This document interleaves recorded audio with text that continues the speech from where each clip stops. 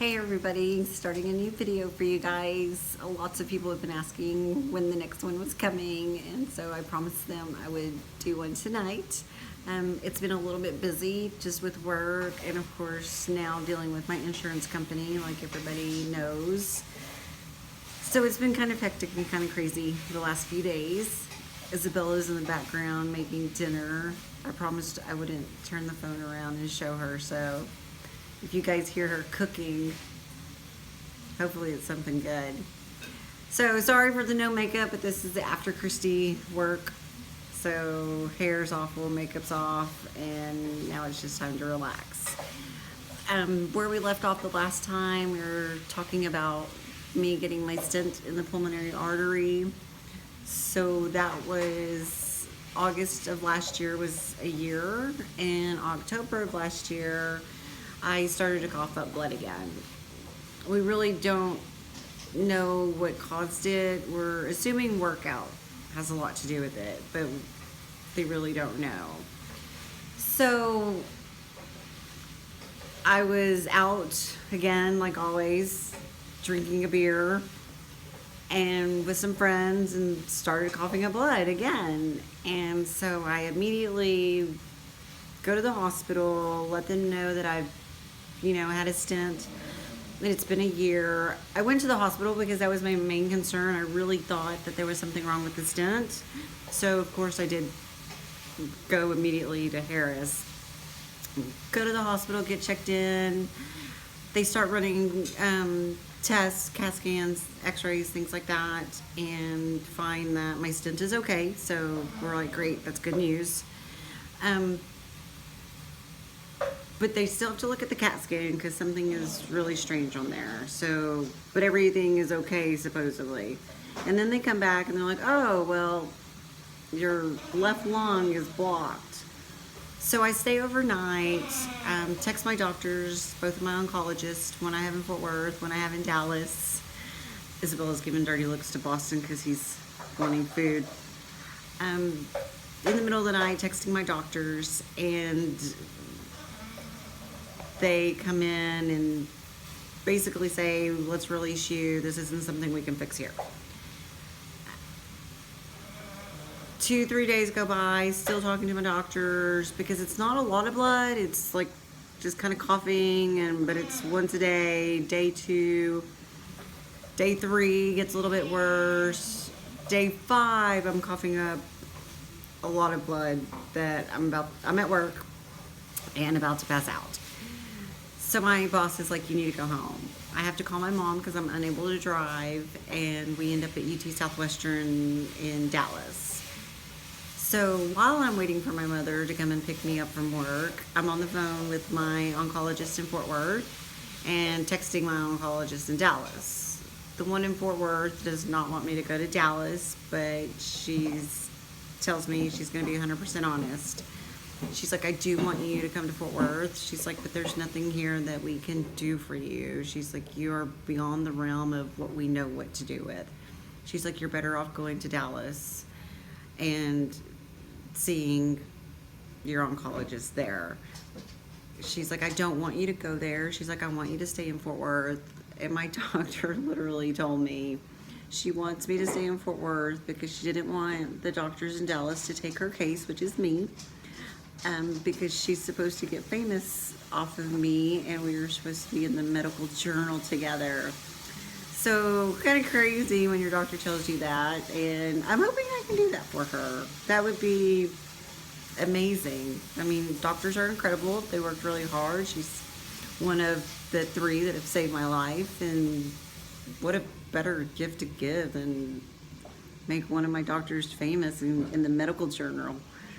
So we get to UT Southwestern, they run the tests, they find out my blood vessels are bleeding. They don't know 100% why, so they go in and stop the bleeding. It was a little bit more complicated than that. Lots of tests were ran.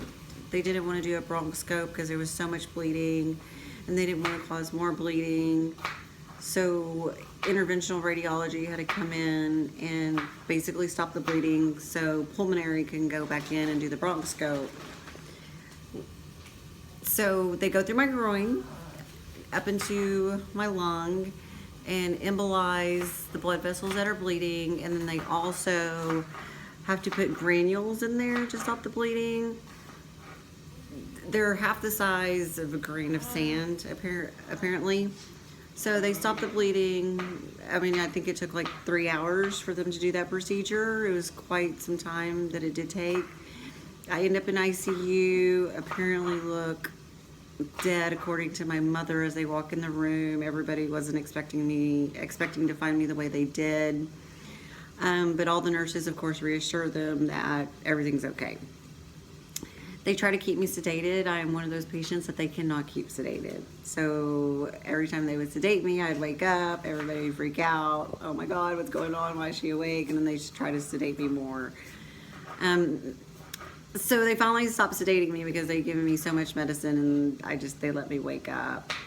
And then we hang out in the hospital for a couple more hours, or a couple more days, sorry. And then I'm released to go home. And they did say then that it could happen again, but it could happen in 2 days. It can happen in 2 years. They weren't, they're just not sure when it would happen again. So since October, everything's been great, been working out. I did take it easy, obviously, for, about 6 weeks after they embolized in October. So I'm getting back into workout. And our lovely coach George at Zombie Crew has a wonderful competition class that everybody just loves so much. It's a very high intense cardio, and you want to kill him afterwards. So I go in one Saturday, it's my first one back, and that night I start coughing up blood. So I decide that I'm going to wait until the morning to go in, because it was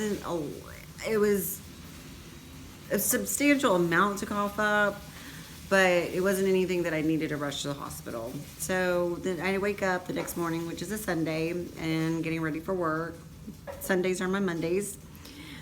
And obviously I'm moving around, my heart starts beating, blood starts circulating, and I start coughing up blood again. So I go back into the hospital, of course, and this was just a few weeks ago, as you guys know. And they go in and try to stop the bleeding, and they try to push through my artery 5 times and are unable to. So they finally pull out because they've given me enough contrast for amount of 5 CAT scans. And then the fact that they try to push through 5 times, they were like, we have to pull out. So that's when they decided that it is time for the lung removal. So we were trying to get all that situated that week. Of course, cardiothoracics are like, we're not doing this week. This is a major surgery. We need to plan some details out. So, of course, they let me come home, and I've been at work since, and we're planning all kinds of details out, and basically now waiting for insurance. So we'll just see what happens from here. I will definitely keep you posted. My next video will be a little more in depth to like the details that they're having to plan out, like blood vessels, like how many a person has, because mine are double, and things like that. So everybody have a great night. Thank you again for all your support. I went from 70 to 76 like in a couple of days. So please keep it coming, share my stories, and I just, again, hope that there's at least one person out there that I can help. Thanks so much, guys. Have a great night, and love y'all.